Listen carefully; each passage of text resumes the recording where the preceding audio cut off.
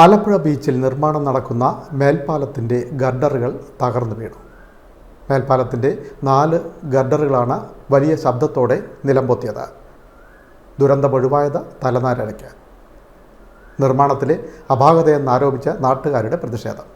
അന്വേഷിച്ച് നടപടി സ്വീകരിക്കുമെന്ന് Alappuzha collector Alex Varghese. Alappuzha bypass മേൽപ്പാതയുടെ ഗർഡറുകൾ തകർന്നു വീണു. ദുരന്തം ഒഴിവായത് തലനാരിഴയ്ക്ക്.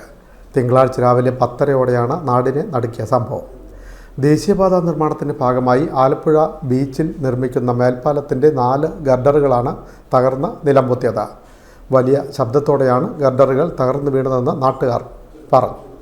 ഭയങ്കര ശബ്ദം ഒന്നിച്ച് 4 കൂടെ വീണല്ലേ, 4 എണ്ണമല്ലേ വീണ, ഒന്നിച്ച് വീണുമ്പോൾ പിന്നെ ശബ്ദം ഉണ്ടായിരിക്കും. അതിന് മാത്രം ബോംബ് വീണ പോലെ ഒരു സൗണ്ട് കേട്ടു. കറക്റ്റ് ഇല്ല, അവർ 2 പേരും മേളിൽ ഇപ്പോൾ ഉണ്ടായിരുന്നു. അവരെന്തോ ചെയ്തുകൊണ്ടിരിക്കുകയായിരുന്നു. പിന്നെ ഒരു പയ്യൻ വെള്ളം കുടിച്ചു. അവൻ ഇതിൻ്റെ ഇത് വരുമ്പോൾ അവനെന്തോ ഭാഗ്യത്തിന് അവനെ കൊണ്ട് മാറി. അത് അവൻ്റെ 3 പിള്ളേർ അതിൻ്റെ താഴത്തിൽ പണിയുന്നുണ്ട്. ഇപ്പൊ ഇത്രയും പേര്, ഇത്ര തൊഴിലാളികൾ എത്ര നമുക്ക് അറിയില്ല. 60-70 തൊഴിലാളികളുണ്ട്. ഇപ്പൊ 1-2 പേർ അങ്ങോട്ട് പോയി, ഇങ്ങോട്ട് പോകുന്നതുകൊണ്ട് കാര്യമുണ്ട്. എന്റെ അടിയിൽ ആളുണ്ടെങ്കിൽ എന്ത് ചെയ്യും? അത് പൊക്കി മാറ്റി നമ്മൾ കാണണം, നമുക്ക് ബോധ്യപ്പെടണം. ഇല്ല, ഇവിടെ എന്ത് ചെയ്യാനാണ്? ഇപ്പൊ നമ്മുടെ ആൾക്കാരും പിന്നെ അടിയിൽ കൂടെ പോകുന്നവരാണ്. ആ വീട്ടിൽ ചിലപ്പോൾ പറയാൻ പറ്റുമോ? അത് നോക്കാൻ പറഞ്ഞ് വിളിച്ചു പറഞ്ഞിട്ടുണ്ട്. അവിടെ അത് കുറെ അവരുടെ കയ്യിൽ തന്നെ കൊണ്ട് പൊക്കി മാറ്റുന്നു. സംഭവം പറഞ്ഞ 100 കണക്കിന് ജനങ്ങളും തടിച്ചുകൂടി. വൻ പോലീസ് സേനയും എത്തി. നിലംപതിച്ച ഗർഡറുകൾക്കിടയിൽ ആരെങ്കിലും അകപ്പെട്ടോ എന്ന സംശയം ഉയർന്നതോടെ പ്രതിഷേധം ശക്തമായി. കോൺഗ്രസ് നേതാവ് എ ഷുക്കൂറിന്റെ നേതൃത്വത്തിലായിരുന്നു പ്രതിഷേധം.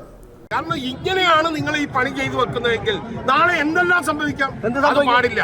അതുണ്ടാകാതിരിക്കാൻ എന്ത് കാരണം കൊണ്ടാണ് ഇതിങ്ങനെ താഴെ വീണതെന്നോ ഇത് മനസ്സിലാക്കേണ്ട ഉത്തരവാദിത്തപ്പെട്ടവരാണ്. ഉത്തരവാദിത്തപ്പെട്ടവർ സ്ഥലത്ത് എത്തണമെന്ന് നാട്ടുകാർ ആവശ്യപ്പെട്ടു. സംഭവത്തിൽ ആർക്കും അപകടമൊന്നും സംഭവിച്ചിട്ടില്ലെന്നും ജനങ്ങൾ ഭയപ്പെട്ടെന്നും ആലപ്പുഴ ഡിവൈഎസ്പി MR മധുബാബു പറഞ്ഞു. ഒന്നും തന്നെ ഇല്ല, ആരും തന്നെ ഇല്ലെന്നുള്ളതാണ് മനസ്സിലാക്കിയത്. കാരണം തൊഴിലാളികൾ ഇവിടെ ഉണ്ടായിരുന്നു, ഇവിടെ ഇത് കണ്ടുകൊണ്ടിരിക്കുന്ന ആൾക്കാരുണ്ടായിരുന്നു. അവർ പറഞ്ഞ് ആരും തന്നെ ഇല്ലായിരുന്നു, വണ്ടികളൊന്നും തന്നെ ഇല്ലായിരുന്നു എന്നുള്ളതാണ് മനസ്സിലാക്കുന്നത്.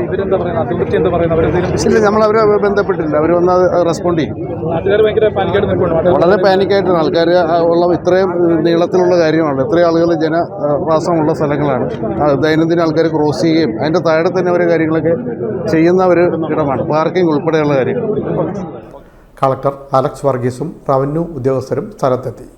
കളക്ടറുടെ നിർദ്ദേശപ്രകാരം ദേശീയപാത പ്രോജക്ട് ഡയറക്ടറും ഉദ്യോഗസ്ഥരും എത്തി.